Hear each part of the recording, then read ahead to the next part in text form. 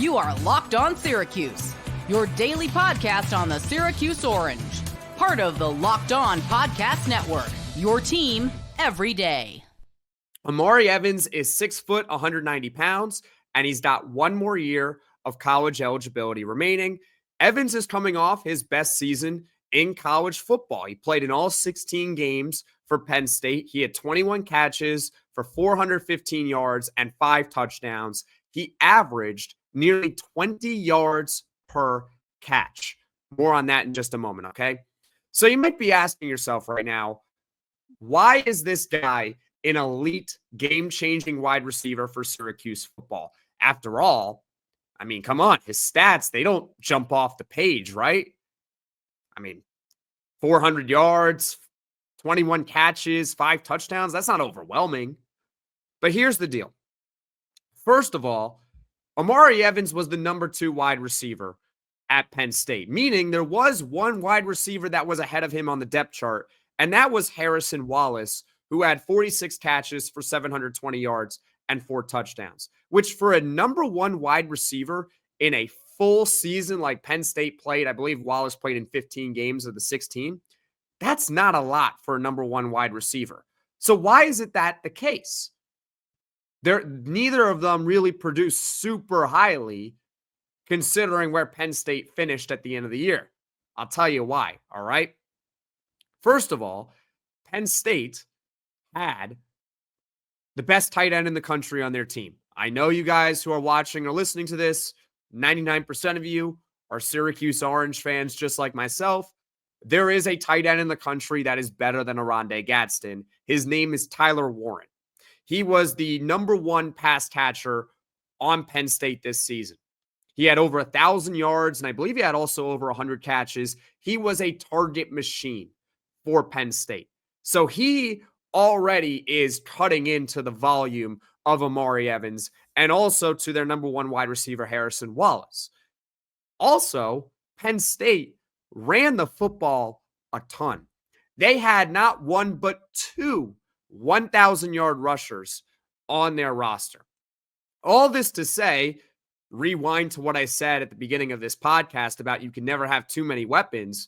Penn State had so many weapons on their roster last season. So while Omari Evans' numbers don't necessarily jump off the page, this is someone that if you put him in the right situation and you give him the right amount of targets, he could really explode in college football in 2025. He was a starting wide receiver for a team that made the college football semifinal. A starter, a number 2 wide receiver. That is significant. He might not have been, quote unquote, the guy, but he was certainly a guy, right? So overall, I think that he is a really, really good player, and he could be a game changer for Syracuse football. And also, if you're not convinced, keep in mind the other schools that are targeting Omari Evans in the transfer portal, right? It's not Syracuse versus 3 group of 5 schools. It's Syracuse and Washington. It's Syracuse and Texas Tech. It's Syracuse and Tennessee. If those 3 schools think he can play, who's to say that he can't, right? So overall, this is a really, really good player. As far as a scouting report on Omari Evans, okay? Omari Evans is an elite field-stretching wide receiver. This means that basically on any given play, he can score a touchdown. 2nd and 12 at your own 25-yard line, look out for Omari Evans because he can take it to the house. He can go 75 yards. He can just streak down the field. He has got elite speed. Evans is super valuable because teams have to respect that speed. They have to. This is going to cause a safety to have to drop back so that Omari Evans doesn't score that touchdown on 2nd and 12 from their own 25-yard line. And what does that do? It opens up the middle of the field. You think about what it can do for Syracuse, right?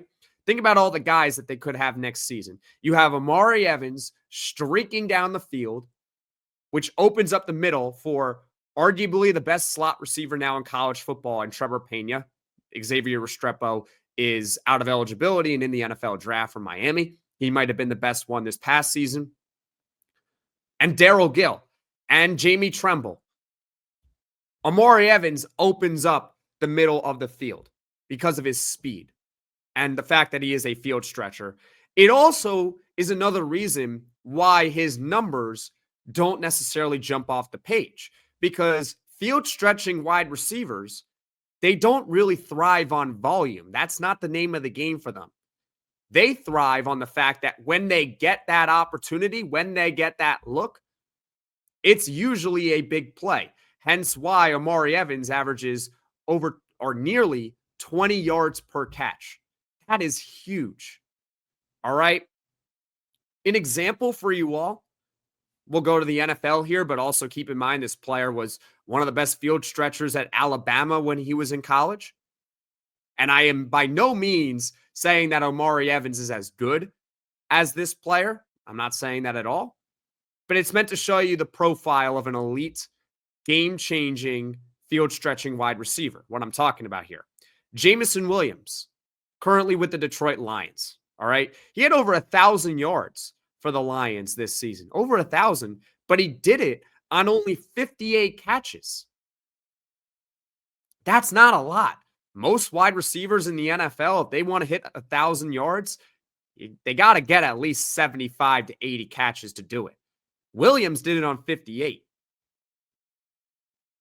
So you got to be thinking to yourself, well, why doesn't Detroit target him more, right? He does so much when he gets the ball. Well, his value is really about opening up the middle of the field for guys like Amon-Ra St. Brown and Sam Laporta.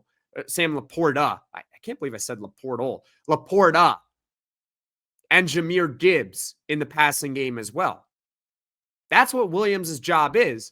And when Detroit does throw him the football, it's usually good news because that means he did get open down the field and he's probably going to go for a big play. And he also only had 91 targets. So once again, I am not necessarily saying that Omari Evans is as good as Jameson Williams. He's not. All right. But that is meant to demonstrate that field stretching wide receivers do more value when they don't necessarily have the ball, because they are opening up the field for everyone else to work underneath and over the middle. Think about what it can do for Syracuse again. Trebor Pena, Jamie Tremble, Darrell Gill. When Will Nixon is healthy, if he runs a route underneath, all of a sudden that safety isn't coming in. The safety has to respect the fact that Omari Evans can take the top off of defense and score a 75-yard touchdown on any given play. So overall, I really want Omari Evans to be a member of the Syracuse Orange football team in 2025.